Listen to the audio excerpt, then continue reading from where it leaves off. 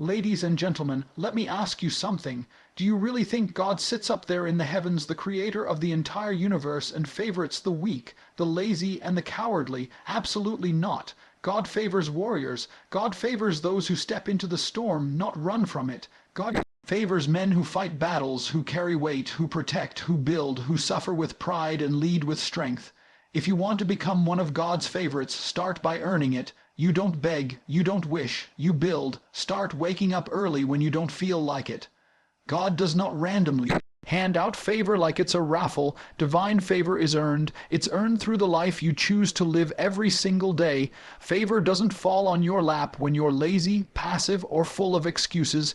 You think you're going to gain anything by waiting around for luck. You think God rewards indecision, weakness, or the man who can't even control his own mind. No.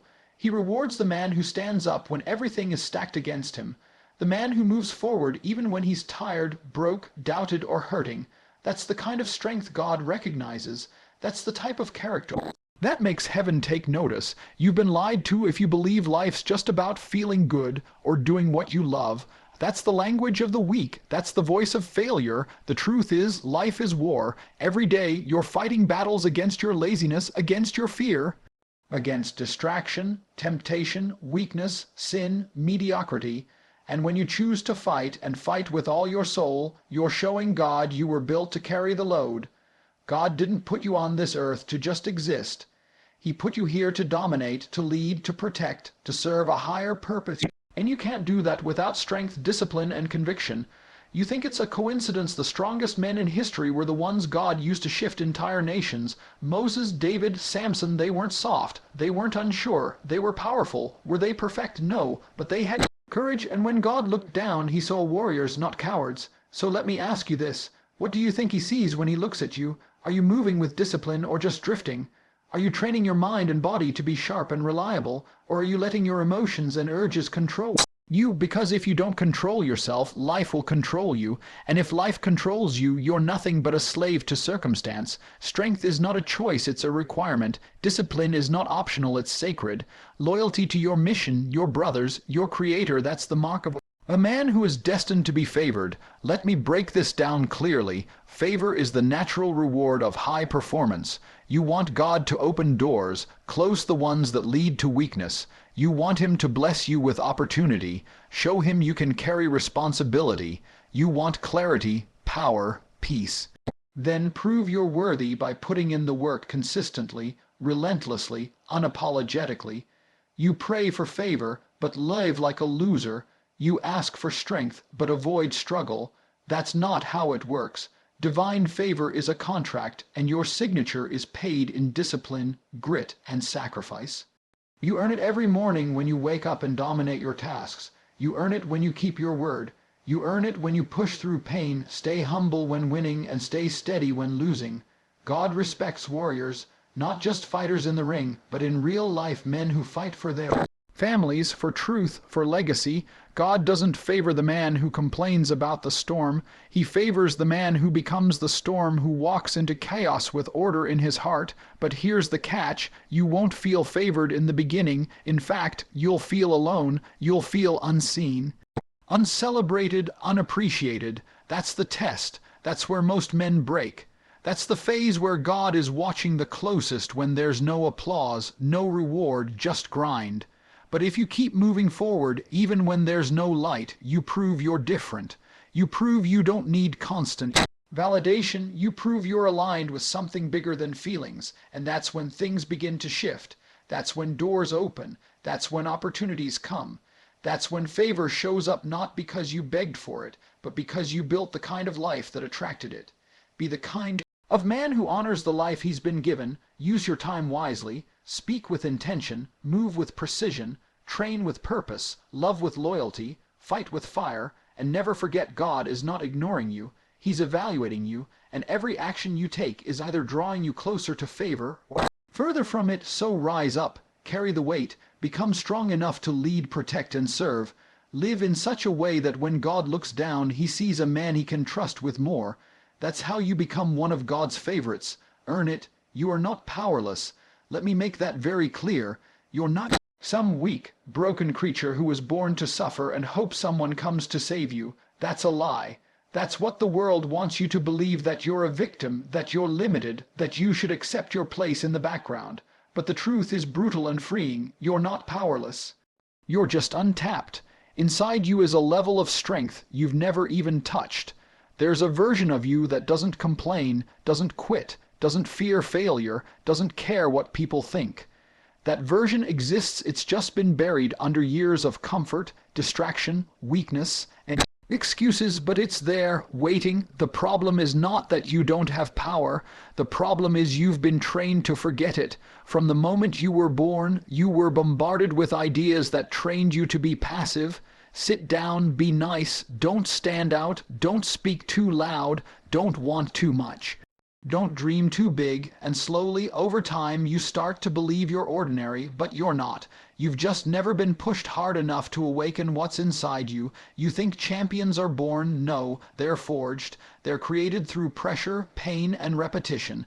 And that same process is available to you, but here's the catch: it won't come to you. You have to chase it. You have to go to war with yourself. You have to suffer on purpose. You have to force yourself into discipline until it rewires your mind. No one else is going to do that for you. You're untapped because you've avoided the very things that would make you powerful. You've chosen comfort over chaos. You avoid the gym when you're tired.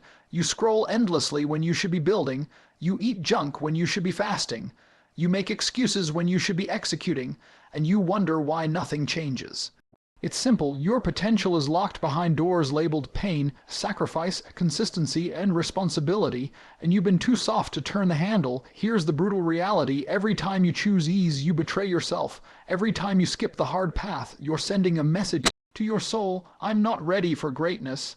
And your soul listens, your spirit listens, it begins to shrink, your confidence dies, your fire dims, you feel lost not because you lack purpose, but because you've stopped acting like the man you were created to be. So how do you change it? You start by embracing hardship. You put yourself in situations that demand growth. You do hard things on purpose. Wake up earlier than you want to. Train until your muscles scream. Build discipline when nobody's watching. Push when it doesn't make sense. That's when the untapped version of you begins to emerge. It's not about motivation. Forget that. Motivation is a child's word. It's soft. It comes and goes. What you need is structure, pain, repetition, and clarity. Every day, you choose to live with purpose or you choose to waste it. You choose to dominate or be dominated. And don't for a second believe you're neutral. There is no neutral in life, only forward or backward. Now listen closely. If you want to be one of God's favorites, if you want divine favor to pour over your life, then act like someone who's already favored. Stop begging for a breakthrough and start acting like a man who was chosen for war because you were. You weren't made to be another forgettable face in the crowd. You were made to lead, to conquer, to stand tall while others fall. But the key to all of it is activation. You have to activate your mind, read, study, question everything. You have to activate your body, train it until it becomes a weapon. You have to activate your soul, strip away the lies, and find your fire. When all three align, you become dangerous. You become clear. You become tapped in. That's when people around you start asking, what changed? And you'll know, it wasn't magic, it wasn't luck. It was you finally deciding to unlock the power that was always there. It was you finally respecting your life enough to stop playing weak. You're not powerless. You never were. You were just hiding from the responsibility of greatness. But not anymore. From this moment forward, you walk differently. You speak with certainty. You train with intensity. You think with clarity. And you live like a man who refuses to be average. Because once you tap into who you truly are, nothing, and I mean nothing, can stop you. You don't need a savior. You just need to wake up. Discipline is divine. Let that sink in. It's not just a tool for success. It's not just something you do to get rich or get in shape. It's deeper than that. Discipline is how you show respect for life itself.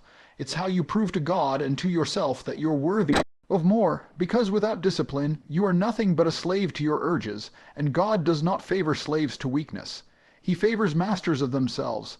Laziness, on the other hand, is not just a bad habit, it's a form of disrespect. It's you looking at the life you've been given, the health Your body, the breath in your lungs, the opportunity to improve, and saying, nah, I'd rather scroll. I'd rather sleep in. I'd rather eat garbage and hope things magically change. That's sin, plain and simple. You've been gifted with a life, a one-shot opportunity to do something remarkable, and you throw it away because you don't feel like it. You think feelings matter. Feelings are weak. Feelings are for people who live life from the outside in. Discipline is for those who live from the inside out. Feelings say, I'm tired. Discipline says, get up. Feelings say, I'm not in the mood. Discipline says, do it anyway. You see, the disciplined man doesn't ask himself what he feels like doing. He asks, what must be done? And then he does it without complaint, without delay, without hesitation. That's what separates the average man from the exceptional one. The average man wants comfort. He wants results without effort. He wants the reward without the pain. But the exceptional man, the one God favors, understands that pain is part of the path. He embraces it. He doesn't run from discomfort. He runs toward it because he knows the truth. Discipline is not the prison, it's the key. It's what sets you free from the mediocrity everyone else settles for. Let's make this even more real. What you think builds a legacy, random motivation, or structured effort over time. Anyone can grind for a day. Anyone can go hard for a week. But discipline, that's showing up when no one's watching. That's staying locked in when everyone else is giving up. That's choosing your goals over your impulses 100 times a day. It's brutal, it's unglamorous, but it's what earns you favor. Divine favor isn't dropped from heaven, it's attracted. It's pulled toward the man who's living with intentional, relentless discipline. And let's not confuse this with punishment. Discipline isn't punishment, it's preparation. It's God's way of testing who's ready. You think he's going to give power, wealth, and influence to a man who can't wake up on time, who can't say no to junk food, who caves every time life pushes him a little? No. God gives blessings to men who can carry them, men who can handle responsibility, men who have proven through action that they're built for more. That proof is in your habits. Your daily routines are your resume. You want God to open doors. Show him you can stay consistent even when the hallway is dark. You want him to bless you with more. Master what you already have. Wake up earlier, train harder, speak less, work more, control your emotions, sharpen your mind, and stop wasting time waiting for the perfect moment. Discipline creates the moment. Discipline is the miracle. And don't misunderstand, you don't have to enjoy every second of it. You just have to commit. The gym isn't always fun. Building a business is stressful. Leading others is exhausting. But it's worth it. And it's holy. Yes, holy. Because every rep, every task, every early morning, every time you say no to weakness, you are worshiping the higher version of yourself. You are honoring God by becoming what he created you to be, a man of power, purpose, and persistence. Now, here's the thing. No one is coming to check on you. No one is going to hold your hand. This is between you and God, and he's watching not just on Sundays, every second, every moment. And when he sees you choose discipline over distraction, he starts moving. He starts aligning things. He starts revealing doors that others can't even see. Why? Because he knows you won't waste it. So take your life seriously. Get ruthless with your time. Kill your excuses. Starve your laziness. And feed your discipline every single day like it's a sacred fire, because it is. This is how you elevate. This is how you rise above the herd. This is how you become one of God's favorites. You don't need more motivation. You need a code. Discipline is that code. Live by it, protect it, and let it forge you into something unstoppable. You weren't born to sit on the sidelines. You weren't put on this earth just to survive, watch others lead, or be passive while life happens around you. You were born to protect, provide, and prevail, and until you start living like that, you will always feel a void in your chest, that aching sense that something is missing. That's your soul telling you you're not doing what you were built for. There's no honor in being a man who doesn't take responsibility. There's no pride in standing by while others suffer, while your life decays, while weakness consumes you. You are supposed to be the protector of your mind, your family, your future, your principles. And protection isn't just physical. Protection is spiritual, emotional, financial, intellectual. It means shielding those you love from chaos by being a source of order. It means being strong enough that people feel safe in your presence even when the world is falling apart. But you can't protect anything if you can't even control yourself. You can't guard your family if you're addicted to comfort. You can't guide others if you're lost. So the work begins with you.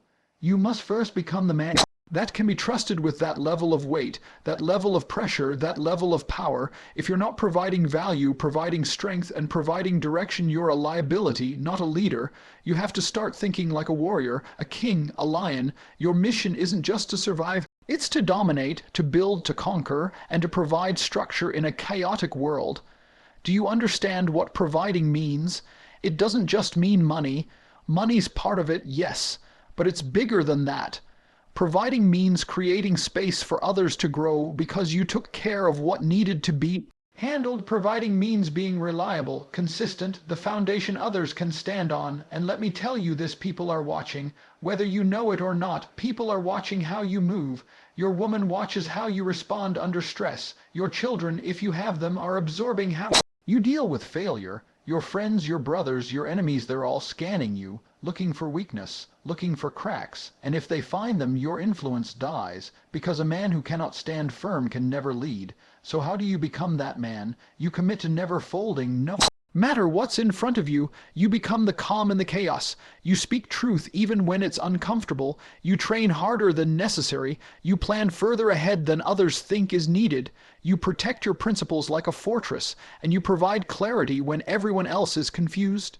But above all, you prevail. Prevailing means you don't stay down. Life will punch you in the mouth. Expect it. People will betray you. Life will steal from you. It will test your limits, but none of that matters if you don't quit. Weak men crumble. Strong men adjust. Strong men pivot. Strong men get back up and build again, even stronger than before. That's what makes them favored. That's what makes them chosen. You think God favors the man who quits, the man who complains, the man who hides? No. He favors the one who keeps moving forward, the one who takes a hit and says that all you got. The one who loses and uses the loss as fuel, the one who refuses to let pain define him. This is what separates the many from the few. The majority are content just coasting, drifting, existing, waiting for someone else to carry the load. But the few, the ones God marks, are different. They step into the fire. They take ownership of everything in their world, their emotions, their health, their money, their people, their destiny. When you live like this, something inside you changes. You walk differently. You speak differently.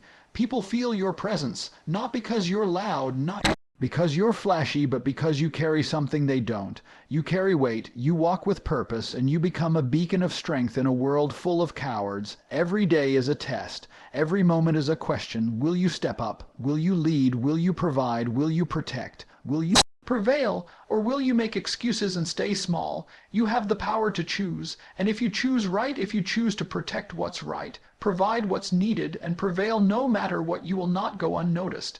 Heaven sees that. God sees that, and when he sees it enough, consistently, without fail, he marks you, and that's when you become one of his favorites. You weren't just born to improve your life. You were born to improve the lives of others. Once you rise, you don't stop there. You don't retreat into isolation and enjoy your success in silence. You become a beacon, a standard, a source of light in a world full of weakness and darkness. The purpose of becoming strong, focused, disciplined, and favored isn't just for you, it's to lead others out of mediocrity. It's to show them what's possible, to lift them with your example, not your words. This is where most men get it wrong. They think the mission ends when they reach success. They think the goal is just money, power, or validation. But true strength is never selfish. When you become powerful and you don't guide others, you become a tyrant. But when you use that power to awaken strength in the people around you, you become chosen. God doesn't just bless you so you can sit back. He blesses you so you can build not just empires, but others, men, women, families, communities. And that happens when your presence demands others to level up, when your life speaks louder than your words, when just being around you forces people to sharpen up, fix their posture, raise their standards. That's real leadership. That's how you create ripple effects that last longer than your lifetime.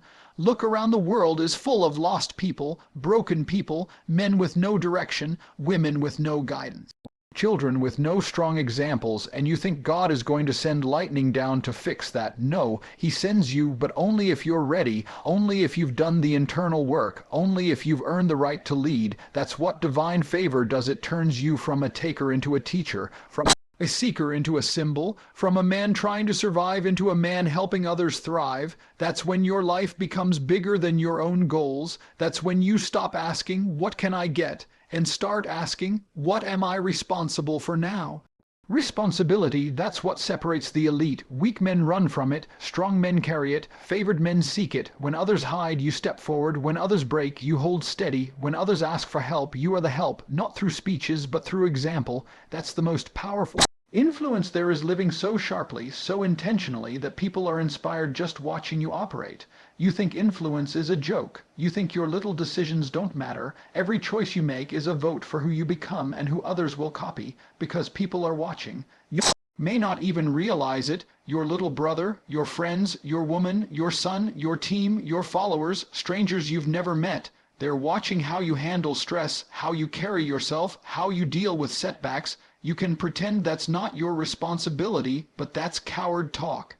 That's what the average man says so he can stay average, but when you accept that your rise isn't just for you, that's when the real power starts to flow, because suddenly it's no longer about your feelings, it's no longer about "I don't feel motivated today." That doesn't matter anymore. What matters is your mission. What matters is being who you were designed to be, an example. That's why you must live with relentless clarity. You must show others what self-control looks like, what emotional intelligence looks like, what hard work, spiritual alignment, physical discipline, and masculine presence look like. You become the evidence people need. In a world full of excuses and justifications, you become the proof. You will start to notice something strange when you live like this. People change around you, not because you preached, not because you lectured, but because your standards demand it. Your consistency humbles them. Your commitment makes their excuses look pathetic. Your strength reveals their weakness and invites them to level up, and yes, that comes with pressure. It's not easy being the one people look to. It's not easy being the rock, the guide. Fire, but you were built for pressure. You were created for that weight. That's why God gave you the trials. That's why He gave you the pain, the setbacks, the scars, so that when you came out on the other side, you'd have the authority to lead. You don't need to be perfect. You just need to be real, grounded, focused, humble enough to keep learning, strong enough to keep leading. And remember this, people don't need more celebrities, influencers, or empty role models. They need real men. Men who walk with purpose, men who live with weight, men who lead with action, men who remind the world what it means to stand for something again. That can be you, but only if you rise, only if you stop hiding, only if you become one of God's favorites, not just for your own glory, but so you can lift others into theirs. So now you know the truth. God doesn't favor the weak.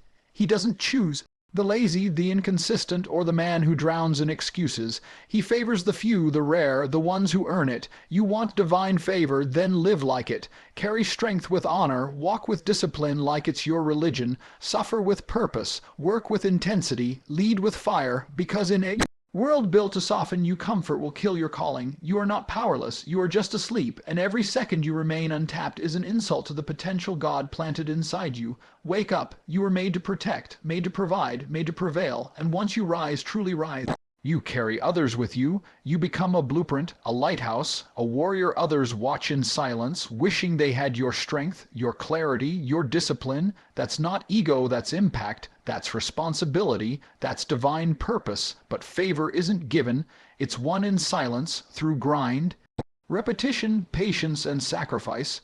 When you fight battles no one sees, when you keep your word when no one checks, when you choose character over convenience, that's when heaven takes notice. That's when God looks down and says, "That one, he's mine." That's one of my favorites. So don't pray for favor if you won't fight for it.